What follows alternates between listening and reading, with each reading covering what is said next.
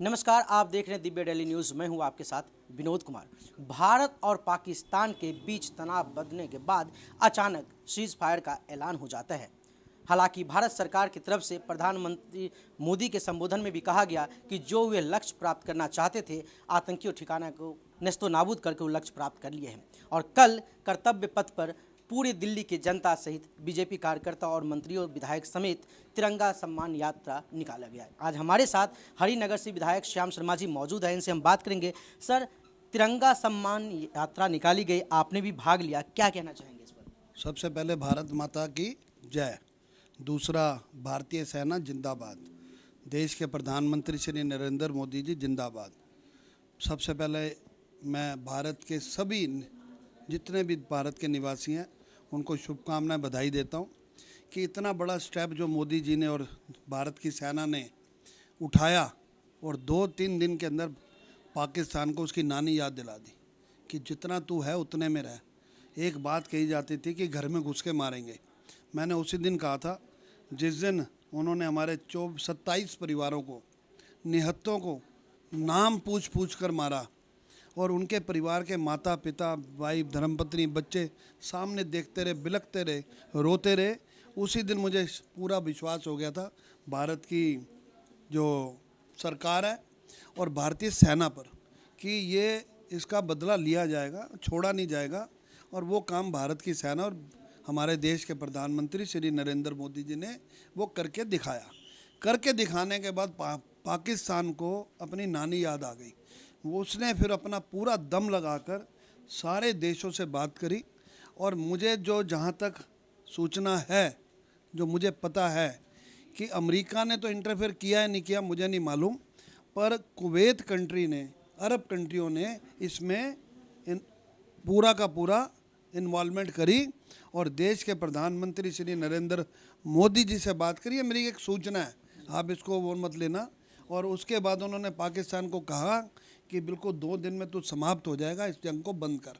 तो प्रधानमंत्री जी ने उनके निवेदन पे या अमेरिका के निवेदन पे इस जंग को सीज फायर में तब्दील करके इसको रोका गया। जो तिरंगा यात्रा हुई वो भारत के फौजियों के लिए, भारत की सेना के लिए, उनको सम्मान देने के लिए कि हमारी सेना, हमारी फौज, हमारे यहाँ के नागरिक, समस्त सर्व समाज एक होकर सबने सेना का साथ दिया, प्रधानमंत्री जी का साथ दिया और ये दिन कल का देखने को मिला। इतनी बड़ी तिरंगा यात्रा निकली। आपने कहा कि बीजेपी के विधायक थे, सांसद थे, ये थे, मगर आम जनता थी वहाँ पर। आप देखिए आरडब्ल्यू सारी थी और गुरुद्वारा कमेटी, जो बड़े बड़े गुरुद्वारे साहिब हैं, वहाँ के मेंबर थे।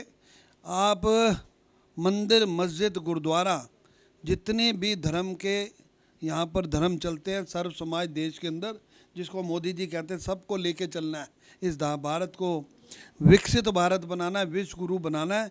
कल सारे समाज इंडिया गेट पर कर्तव्य पथ पर खड़े थे और भारतीय जनता पार्टी के कार्यकर्ता तो वैसे ही देशभक्त हैं, वो तो अपनी जान देने के लिए तैयार रहते हैं।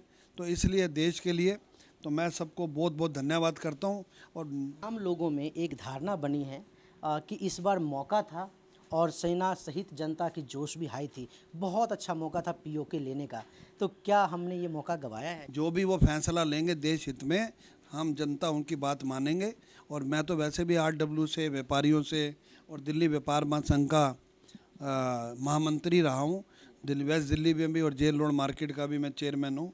तो ये सारे फैसले केंद्र के और भारत सरकार के थे। जो फैसला लेंगे, जनता हिंदुस्तान की सब उनके साथ खड़ी है। जो भी फैसला लिया वो अच्छा फैसला लिया। नुकसान इधर हो, नुकसान उधर हो, नुकसान नुकसान है। जिसके घर से एक प्राणी जाता है तो हमारे प्रधानमंत्री जी नरेंद्र मोदी जी की तो सोच है सबका साथ, सबका विकास और अंतिम पंक्ति तक सबको साथ लेके चलना। और जब उनको लगता है कि भाई अब हमने जो करना था, अपना बदला लेना था, वो ले लिया, हमने लक्ष्य प्राप्त कर लिया। आपकी कार्य की बात करें हरिनगर की, अभी आप विधायक बने हैं और एक्टिव नज़र आते हैं, हफ्ते में राउंड लगाना, लोगों के बीच में जाना। चुनाव में तभी 5 साल बचा हुआ है, शुरू से ही इतना एक्टिव? नहीं, मेरा तो आपको मालूम नहीं कि मेरा काम करने का तरीका अलग है। पार्टी जो जिम्मेवारी दे दे वो करता हूँ मैं, उसको करके पार्टी के हाथ देता हूँ। और जब सीट सत्ता मिलती है तो फिर जनता का काम करता हूँ। और वो मेरा आज से नियम नहीं है, जब से मैं पहला चुनाव 6 चुनाव लड़ चुका हूँ मैं, और मेयर का भी मैं चुनाव लड़ा था।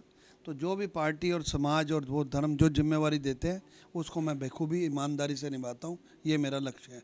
जी बिल्कुल। तो जैसे कि आपने श्याम शर्मा जी को सुना और इन्होंने हर मुद्दे पे खुलकर अपनी राय रखी, साथ ही भारत सरकार के प्रधानमंत्री मोदी और कोर टीम के लिए हुए फैसले के साथ भी ये बिल्कुल खड़े नजर आ रहे हैं।